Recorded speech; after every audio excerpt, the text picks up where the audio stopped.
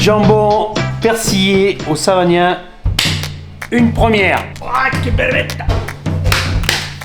Ah, la cochonne.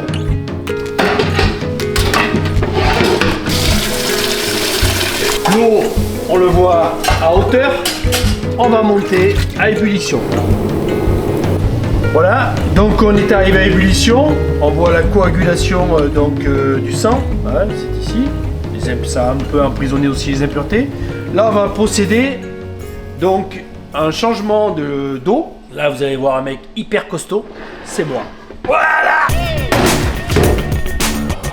Mais tant mieux parce que je ferai pas ça tous les jours. Ceux qui ont la référence, c'est qu'ils sont mieux.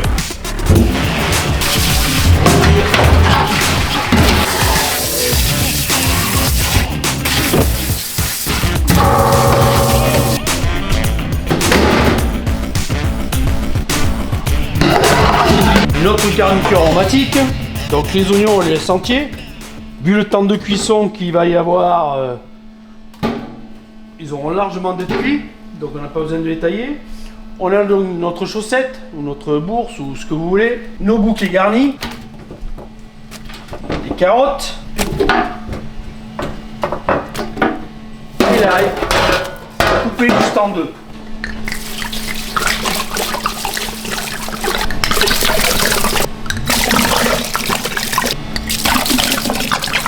On va compléter à hauteur d'eau. On y remet le feu. On va faire monter à ébullition pour enlever les impuretés qui ont pu rester éventuellement soit dans les légumes, même si je les ai lavés, soit un peu dans la viande comme ça. Et quand on aura notre ébullition, je repréciserai, mais on va laisser notre température autour de 85 degrés. Voilà. On est sur un tout petit frémissement. Alors le jambon est arrivé donc au terme de sa cuisson. Pour vérifier ça, on a un moyen, c'est qu'on prend l'os donc là du quasi, hein, enfin de la hanche. Voilà, on voit que ça s'enlève comme dans du beurre. On voit que tout le cartilage là donc est tombé. Donc voilà, notre jambon est cuit. Là, ce qu'on va faire, c'est qu'on va le mettre à infuser, à refroidir donc, dans son bouillon. Donc, on prend son courage à deux mains et aussi la casserole en même temps. Et on y va.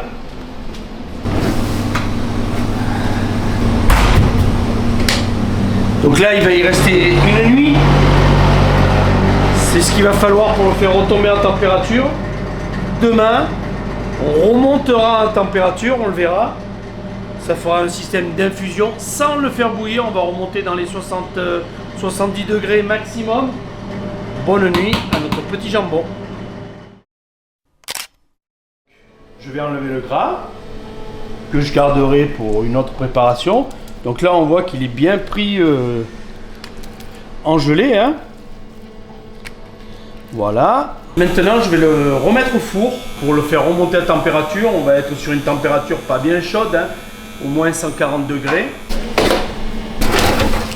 Il n'y a pas vraiment de temps, on surveillera. Ah ouais. Notre jambon, donc c'est réchauffé. Voilà. On commence par enlever les légumes. Ça, c'est le bouquet garni. Et puis, on va diviser tous les différents ingrédients. Donc là, on a nos morceaux de couenne, du gras. Là, on voit qu'on a des pieds, donc on les désossera plus tard. On appelle ça une chaussette, hein. C'est tous les épices. Voilà. Là voici la bête. Donc, on va enlever les couennes dans un premier temps. On va le dégraisser.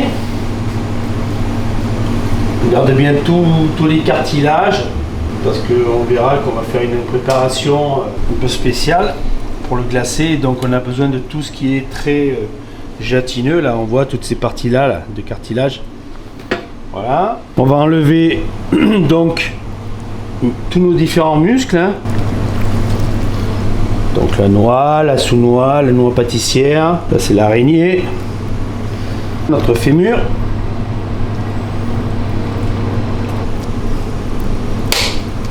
Donc là on a notre bouillon. On l'a vu ce matin avant de le réchauffer, donc il était quand même très gélifié. Mais on en a beaucoup trop, donc on va le corser. Alors c'est un bouillon, je le rappelle, où il y a pratiquement 50% voire 2/3 de savagnin. Donc dans un premier temps je vais le laisser réduire. Donc là il va réduire très doucement vers 80, entre 80 et 90 degrés. On n'a pas envie de trop le troubler, on a envie qu'il se décante légèrement. S'il faut, on le clarifiera. On essaiera que non, parce qu'on va pas quand même lui enlever un maximum de côté gustatif. Voilà, notre partie. On aura de beaux muscles. On va avoir de l'émiettage. On verra si on le rentre dans la composition ou pas. Au pire, on le gardera pour du farci. On a la partie grasse pour donner quand même un côté très gourmand. On la traitera d'une certaine façon. On a les pieds ici complètement désossés, pareil, qu'on va traiter d'une certaine façon. Et la couenne. Tout ça, on va le remettre au froid, le garder en attendant, bien sûr, que le bouillon soit réduit. Nous arrivons à notre prochaine étape du jambon. J'ai fait réduire donc la sauce. On a fait infuser donc des queues de persil.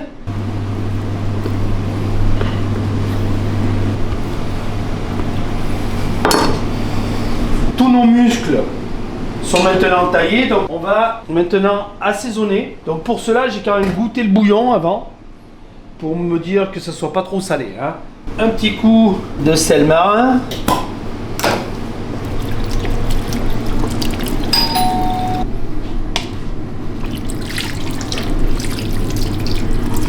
Là, notre jambon dilate, marine. Ça va nous demander encore quelques heures, donc on va lui laisser la nuit, qu'il se prenne bien en gelée, et toujours pareil, que les arômes se diffusent.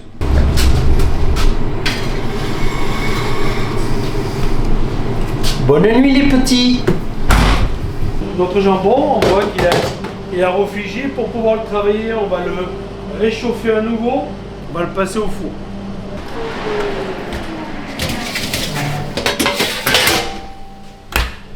Là, parallèlement, donc là on est sur pointe de jambon, pied de porc, gras du jambon.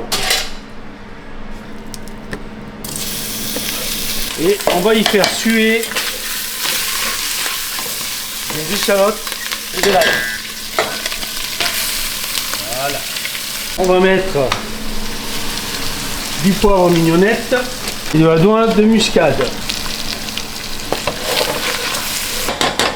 Laisser fondre sans trop de coloration. Pendant ce temps-là, on va les découper, la couenne en petits dés. Voilà notre hachis, hein, bien compoté. On va lui mettre un vinaigre. Voilà notre mélange. Donc on va mettre la moitié de ce mélange dans les couennes.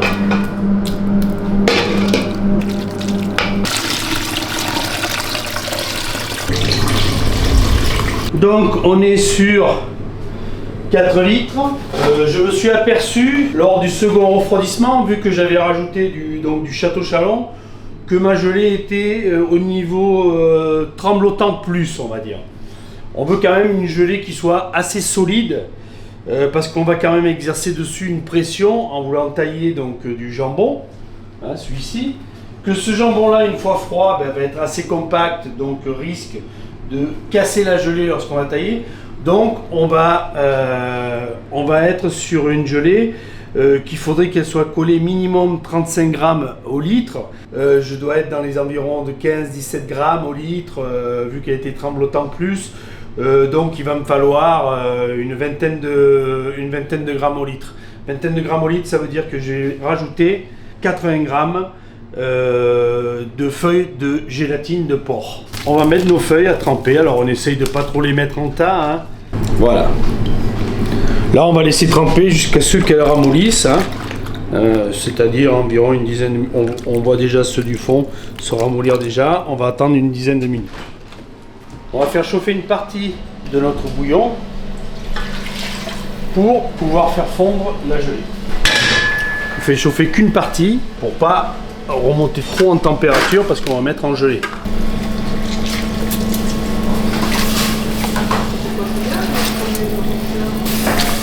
Donc là, on va faire dissoudre la gelée. Voilà. On va y intégrer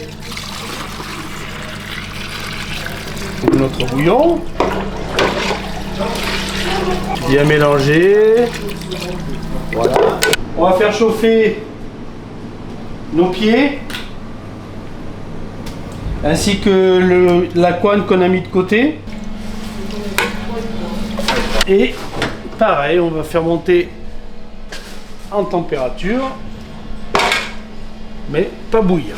Dans notre mélange donc de couenne, échalote, ail, mignonnette, vinaigre, on a mis donc notre persil.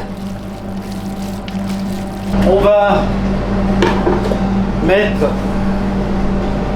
la moitié de persil là-dedans, la moitié vinaigre, échalote, ail, mignonnette, etc. Hein, qu'on a déjà mis.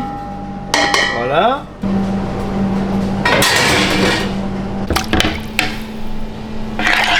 On va faire chauffer jusqu'à ce que l'on ne supporte plus la chaleur.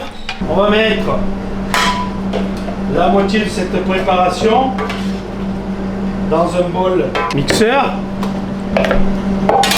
Voilà. On va mixer.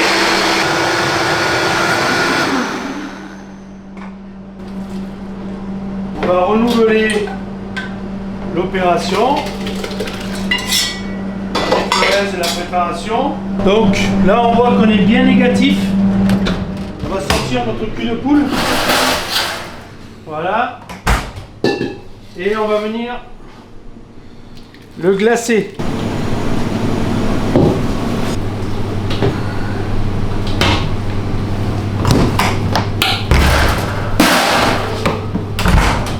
Et on le remet au frais. On va faire un passage. Voilà.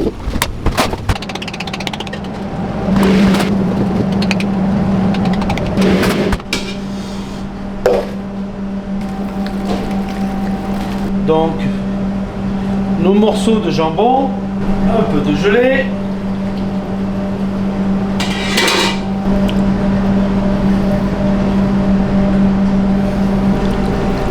Donc là, on va venir recouvrir à hauteur. Hein, voilà, il faut que tout trempe, mais il ne faut pas non plus que ça dépasse trop. Hein. On vient juste à hauteur, voilà, à hauteur du jambon. Et là, on est bien. Voilà. Là, on repasse en positif. Donc là, je mets la cellule en positif. On va laisser comme ça une nuit. Donc déjà pour bien solidifier. Et toujours pareil, les arômes qui diffusent. On rappelle qu'on a rajouté du vinaigre, on a rajouté de l'ail, on a rajouté des échalotes. Donc tout ça, il va falloir du persil. Tout ça, il va falloir que tout se communique. Voilà. On va opérer une clarification sur notre cuisson. Cette clarification donc va mener à ce que notre bouillon devienne beaucoup plus clair et pour pouvoir glacer donc notre jambon, notre préparation, hein, une fois fini. Nous avons notre cuisson, nous avons monté des blancs d'œufs. Voilà, pas ferme, hein, mais quand même qui se tiennent un peu. Voilà. Que nos blancs d'œufs commencent à coaguler. Je sais pas si à 25 mètres tu le vois, mais là tu le verras mieux. Voilà. Là ça commence à frissonner. On va mettre le feu, arrêter la cuisson avec un peu de vin. Donc le vin c'est du savagnin. Hein. On reste dans le thème. Voilà, on arrête un peu, on mouille un peu notre chapeau. On va aromatiser ça avec quelques graines de poivre, un petit peu de vinaigre. On va créer donc une ouverture, une cheminée. Donc là on va parer l'excédent du glaçage d'hier, le glaçage du cul de poule, voilà. Donc les refaire fondre. Et là nous allons le verser donc sur notre jambon. Notre chapeau, voilà, notre chapeau c'est bien formé, bien coagulé. Notre petit cratère là, pareil. On va passer donc notre gelée au linge. On voit le résultat. On a une jolie gelée.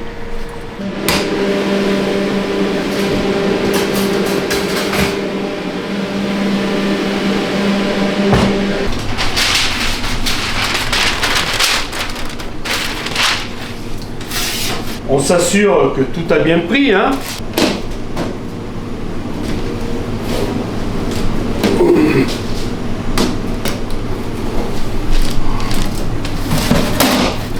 On va chauffer, hein. Alors attention au chauffage, hein. Faut chauffer uniformément, mais pas non plus à refondre notre gelée verte, hein. On est d'accord.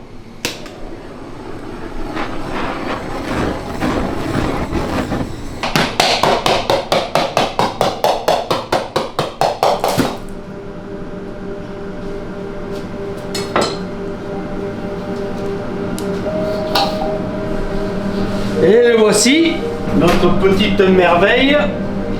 Nous allons le remettre au froid afin qu'il coagule.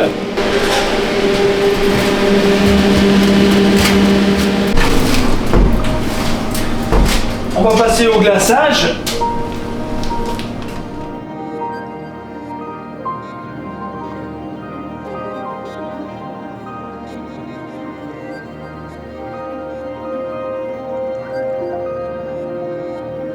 Dis Cyril, mais t'as voulu faire concurrence à la sphère de Las Vegas, ma parole. Et oui, j'ai même fait une demi-sphère. Oh, mais moi je me languis de le découvrir. Eh ben oui, et tout le monde, je crois. Tout le monde, tout le monde. Et tout le monde te demande pourquoi tu fais des trucs aussi gros. Est-ce que t'as une réponse à leur donner à ces gens? Et le voici. Eh ben, il est beau. Moi je dis que il est pas mal.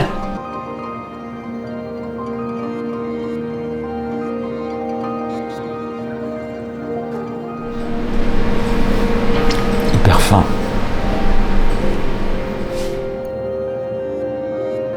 Validé. Remarquable, comme à chaque fois. Très fin. Ben, merci beaucoup. Ben, chérie, tu le mettras en vitrine, on va le vendre.